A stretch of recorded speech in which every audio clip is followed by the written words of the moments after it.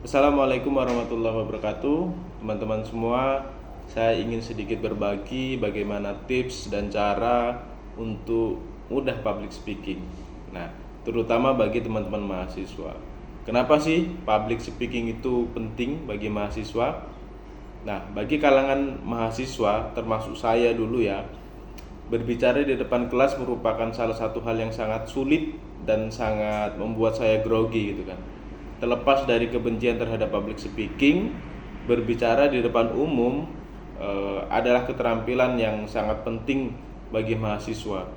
Berbicara di depan umum adalah keterampilan yang sangat penting bagi banyak profesi, terutama bagi mahasiswa yang sedang mempersiapkan karir, kemudian kemampuan untuk berkomunikasi, menyampaikan ide, penelitian, atau pekerjaan secara efektif di depan audien tidak hanya akan bermanfaat di kelas, tapi akan bermanfaat di dunia profesional ke depan.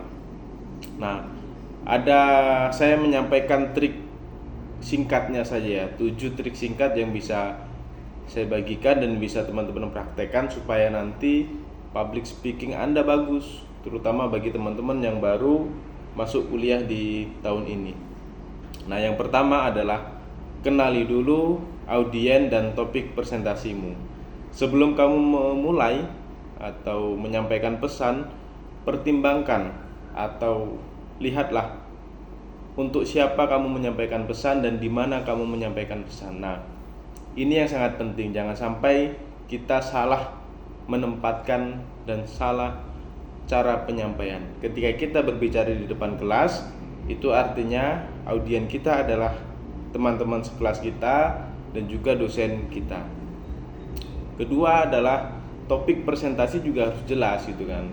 Jadi jangan sampai struktur penyampaian topik itu tidak jelas. Misal kita ingin menyampaikan tentang manajemen organisasi, jadi topiknya harus jelas supaya ketika topik jelas, urutan-urutannya juga akan jelas. Nah, yang kedua adalah latihan terus-menerus.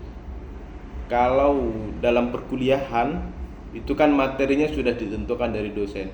Kamu manajemen organisasi, kamu strategi menyusun pemasaran misalnya gitu. Nah, topik yang sudah ditentukan oleh dosen itulah yang akan kita latih ketika kita di rumah. Maka tidak ada hal yang akan menjadi bagus tanpa usaha, tanpa komitmen, dan tanpa latihan terus-menerus. Maka yang pertama adalah usaha yang bagus, kemudian komitmen, dan yang ketiga latihan terus-menerus. Dari usaha itu kita harus cari materi manajemen organisasi ini di mana. Kemudian kita latihan terus-menerus. Ya, tidak mungkin orang itu menyampaikan satu kali terus benar gitu kan. Maka orang yang public speakingnya bagus itu karena jam tayangnya banyak. Dia selalu berlatih supaya ketika dia berbicara di depan itu nggak ada lagi rasa grogi, sudah aman-aman saja gitu. Maka kunci kedua tadi adalah latihan terus-menerus. Yang ketiga, rekam diri sendiri. Saat kamu sedang latihan, cobalah rekam dirimu sendiri. Maupun itu video, contoh video seperti ini, kamu berbicara, kamu rekam, ataupun hanya merekam audio. Nah, itu bisa menjadi kontrol kita untuk menilai diri kita sendiri. Mimik wajah seperti apa, kemudian nada bahasa tubuh, nada suara kontrol, nafasmu gimana. Nah, maka dalam presentasi itu tidak hanya soal materinya, tapi bahasa tubuh juga diperlukan. Gaya komunikasi dengan orang supaya mereka merasa dihargai. Bahasa tubuh kita juga harus keluar ya, bukan hanya dari bahasa mulut saja, tapi bahasa tubuh juga harus keluar. Nah, yang keempat adalah persiapkan materi dengan baik. Nah, materinya apa juga harus disiapkan. Penting diingat bahwa akan lebih baik dan profesional jika kamu tidak terus membaca selama presentasi. Oleh karena itu, catatan yang bisa kamu bawa dibawa, yang tidak bisa dibawa ya dibaca. Jadi sebagus apapun topik materi kamu, ketika kamu menyampaikan presentasi dengan membaca teks, itu berbeda dengan kita menyampaikan seolah-olah kita komunikasi dengan audiens. Nah, maka bahasa tubuh tadi saya sampaikan, bahasa tubuh itu penting. Sebagus apapun topik materi kamu, kalau kamu membaca, maka orang tuh akan bosan melihatnya, akan ngantuk kan. Apa sih gitu kan. Ya mungkin kita pernah ngalamin juga gitu kan, ketika kita duduk di kelas mendengarkan dosen yang sedang presentasi cuman membaca PowerPoint misalnya gitu. Beda dengan kita yang presentasi dengan cara menyampaikan. Maka yang bisa diingat kita ingat, poin-poinnya harus kita ingat. Maka ketika memang benar-benar lupa, maka sesekali boleh baca. Itu ya. Maka yang keempat adalah persiapkan materi dengan baik. Yang bisa kita catat, yang bisa kita ingat.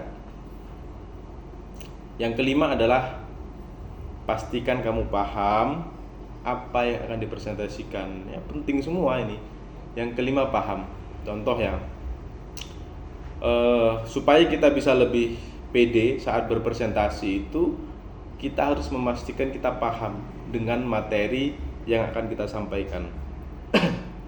Contoh gini, kita akan lebih pede ketika kita perkenalan. Assalamualaikum warahmatullahi wabarakatuh. Perkenalkan, nama saya Ali Nurdin. Saya lahir 1 Juli 1996. Alamat saya di sini. Nah, ketika kita perkenalan diri itu akan lebih pede. Kenapa? Karena kita paham dengan apa yang kita sampaikan, kita paham dengan materi diri kita. Nah, ini contoh kecil. Maka ketika kita mendapat tema untuk menyampaikan materi atau berpresentasi, pahami apa yang akan kita sampaikan supaya kita bisa pede. Nah, yang keenam adalah jadilah percaya diri. Jadi berbicara dengan tegas dan percaya diri itu menjadi kunci suatu presentasi itu dianggap baik atau tidak.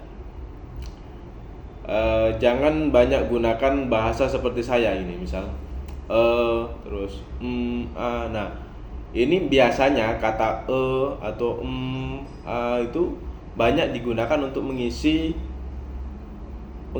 kata ketika kita lupa gitu kan. Nah, kalau bisa hindari kata kata dan sebagainya. Maka ketika kita sudah paham materinya, kita akan percaya diri. Berbicara harus tegas dan percaya diri.